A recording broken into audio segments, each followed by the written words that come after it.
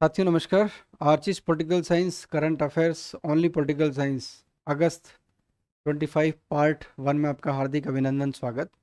साथियों आज हम जुलाई लास्ट और अगस्त फर्स्ट वीक के उन अंतर्राष्ट्रीय प्रमुख घटनाओं पर डिस्कशन करेंगे जिनका संबंध हमारे आईआर या इंटरनेशनल रिलेशन से है। देखिए, सबसे पहली घटना हमारे सामने क्या है। पहली घटना है गाज़ा और इज़राइल के संदर्भ में। हमें पता है कि अक्टूबर 23 से दोनों युद्धरत है।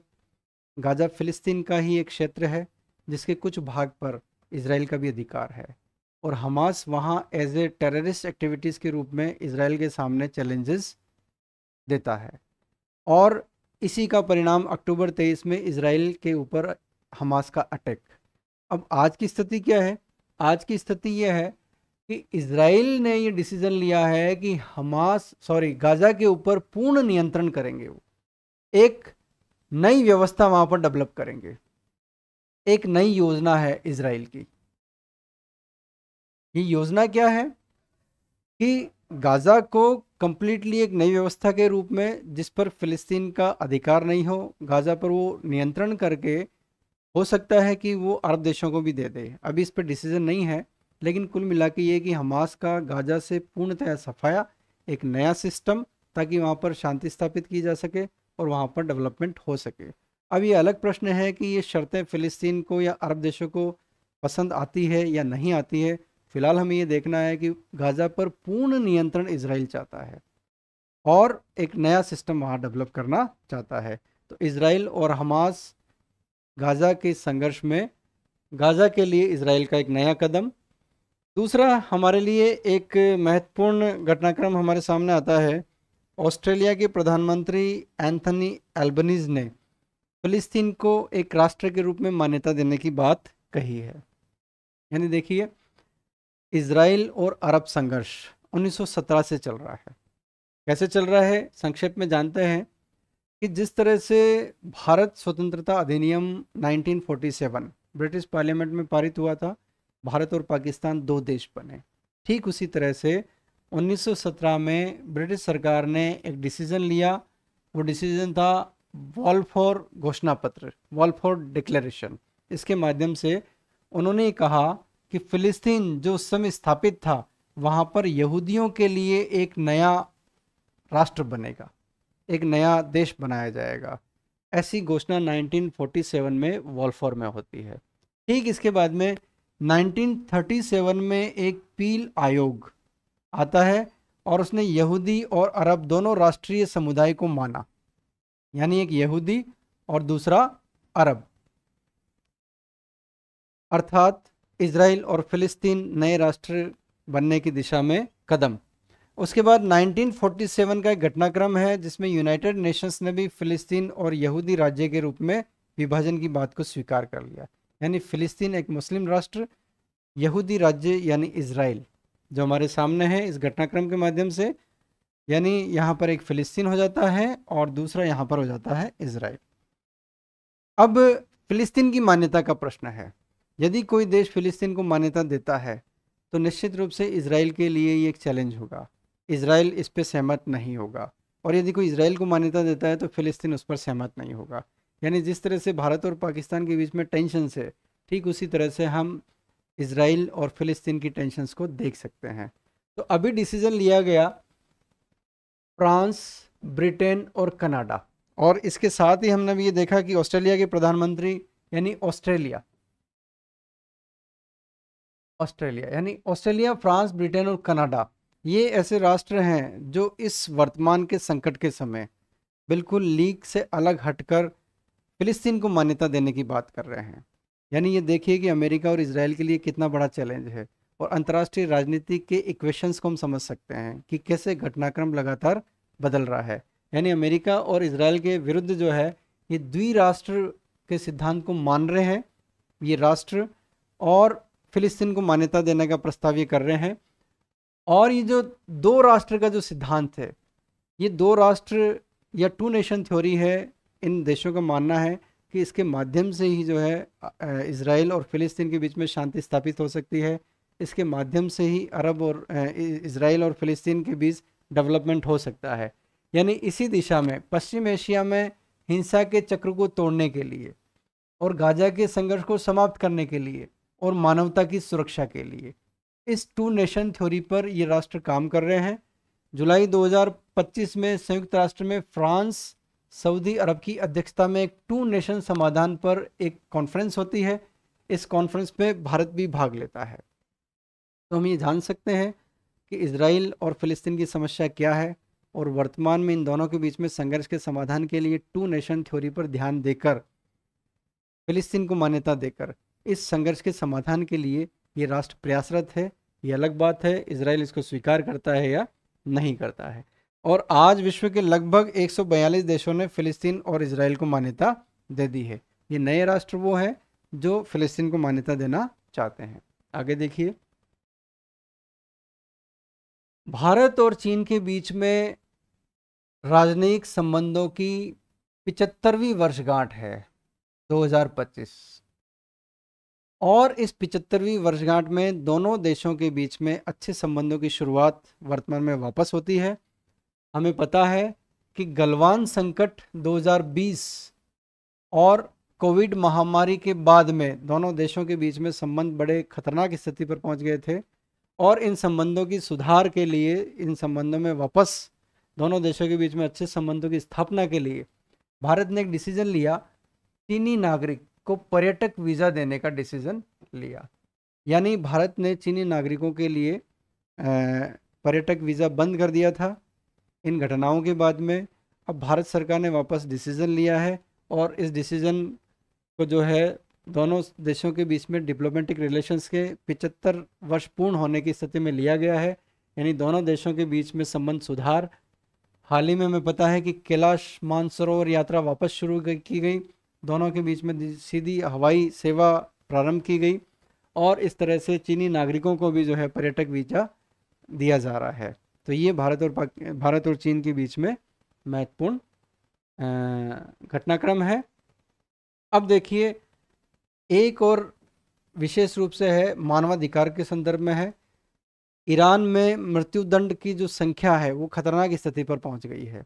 यानी वहाँ पिछले कुछ समय में मृत्युदंड की संख्या में बहुत इजाफा हुआ है। यानी ये एक मानवाधिकार संकट है। United Nations human rights commission ने भी इस पर चिंता जाहिर की है और क्योंकि विषय मानवाधिकार का है तो हमें ध्यान रखना है कि इराक में क्या स्थिति है। इसके लिए लगातार यूनाइटेड नेशंस और अन्य देश प्रयासरत हैं। यानी वो ये कहते हैं कि किसी भी राष्ट्र में असहमति की आवाज़ को दबाकर नहीं रखा जा सकता है। यानी अगर कोई क्राइम करता है तो उसकी पूरी बात को सुनी जाए और बिल्कुल एक न्यायिक रूप से उस पर डिसीजन हो। बढ़ते हुए मृत्युदंड जो है मानवाधिकार के सामने एक चुनौती है। ये घटना या ये जो इसका रिलेशन वो ईरान से है। अगली जो अंतर्राष्ट्रीय अगला घटनाक्रम है वो सत्ता परिवर्तन का है। यानी देखिए अमेरिका कैसे सत्ता परिवर्तन करने की कोशिश करता है। कोई राष्ट्र अगर उसके स्वार्थों को पूरा नहीं करता है तो वहाँ पर वो क्या कर देता है। इसका एग्जाम्पल हमारे सामने है। अफ़गानिस्तान में 2001 में प्रयास किया गया, इराक में 2003 में प्रयास किया गया, लीबिया में 2011 में प्रयास किया गया और हाल ही में ईरान में भी प्रयास किया गया। बहुत कोशिश है अमेरिका की कि वहाँ पर सत्ता परिवर्तन हो जाए और हमारे राष्ट्रीय हितों के अनुकूल वो राष्ट्र हमारा कहना माने। इसी संदर्भ में पाकिस्तान, ऐसी आशंका लगाई जा रही है क्योंकि जनरल आसिम मुनीर जो वहाँ के जनरल है उनकी हाल ही में अमेरिका की दूसरी यात्रा, तो इससे ऐसा कयास लगाया जा रहा है कि कहीं ऐसा तो नहीं कि पाकिस्तान में वापस सेना शासन की स्थापना की तरफ बढ़ रहा हो। तो ये पाकिस्तान की स्थिति और विश्व में सत्ता परिवर्तन के घटनाक्रम के संदर्भ में एक विशेष हमारे सामने हाईलाइटेड इशू। आगे हम देखते हैं कि हाल ही में फिलीपींस के साथ बहुत अच्छे भारत के संबंध स्थापित हो रहे हैं। भारत की एक्ट ईस्ट पॉलिसी और नेबरहुड फर्स्ट पॉलिसी के डायरेक्शन में भारत और फिलिस्तीन के बीच में 9 समझौतों पर हस्ताक्षर हुए हैं। फिलीपींस के राष्ट्रपति फर्डिनेंड हाल ही में भारत आए और भारत के प्रधानमंत्री और फिलिस्तीन के राष्ट्रपति के बीच में 9 समझौतों पर हस्ताक्षर हुए। भारत की एक्ट ईस्ट नीति और हिंद महासागर के क्षेत्र में तमाम तरह की शांति, सुरक्षा और डेवलपमेंट के एस्पेक्ट को ध्यान में रखते हुए भारत ने फिलीपींस के साथ 9 समझौते पर हस्ताक्षर किए। ये हमारे लिए महत्वपूर्ण विषय है। और उसके बाद मालदीव। पिछले 2 वर्षों में मालदीव और भारत के बीच में संबंध खतरनाक स्थिति पर पहुंच गए। यानी मालदीव के राष्ट्रपति के द्वारा इंडिया आउट का एजेंडा भी वहाँ पर लॉन्च किया गया। लेकिन वर्तमान में भारत और मालदीव के बीच में वापस संबंध सुधरने की स्थिति में है। यानी ये भारत की विदेश नीति में लगातार गतिशीलता का इंडिकेशन है। देखिए, मालदीव भारत के प्रधानमंत्री गए, मोदी जी वहाँ पर अपनी यात्रा के दौरान मालदीव को 4,850 करोड़ रुपए का लोन दिया। यानी भारत जो है किस तरह से चाइना को संतुलित करने के लिए, चाइना की जियोपॉलिटिक्स को संतुलित करने के लिए और भारत का जो अच्छे पड़ोसी देश, नेबरहुड फर्स्ट, और इस स्थिति को ध्यान में रखते हुए आगे भी जो है समस्त भारत के जो हिंद महासागरीय देश हैं, आसियान कंट्रीज़ हैं, उनके साथ लगातार संबंध सुधारने की स्थिति की कोशिश कर रहा है कि जिससे हम संतुलन कर रख सके, हमारे व्यापारिक संबंध अच्छे हो, हमारे बायलैटरल रिलेशंस हो, हमारे डिप्लोमेटिक रिलेशंस अच्छे हो, ताकि हम यहाँ संतुलन करके भारत और इन देशों के साथ में अच्छा व्यापार, अच्छे संबंधों का निर्माण कर सके। और प्रधानमंत्री जी ने 6 समझौतों पर हस्ताक्षर किए मालदीव के साथ। एक तो लोन, दूसरा 6 समझौते। ये हमें ध्यान में रखना है क्योंकि भारत जो है आने वाले समय में विश्व शक्ति की तरफ बढ़ता हुआ चाहता है, अपने आप को देखना चाहता है। तो फिलीपींस और मालदीव के साथ भारत की दोस्ती, भारत के रिलेशंस, भारत के समझौते। एक महत्वपूर्ण विषय जो लगातार सुर्खियों में है वो है डोनाल्ड ट्रंप और भारत के बीच में टैरिफ वॉर। देखिए, डोनाल्ड ट्रंप ने भारत पर 50% टैरिफ लगा दिया है और वो भारत को अपनी शर्तों पर भारत के साथ व्यापार करना चाहता है। और भारत ये चाहता है कि भारत संतुलन की स्थिति में रहे।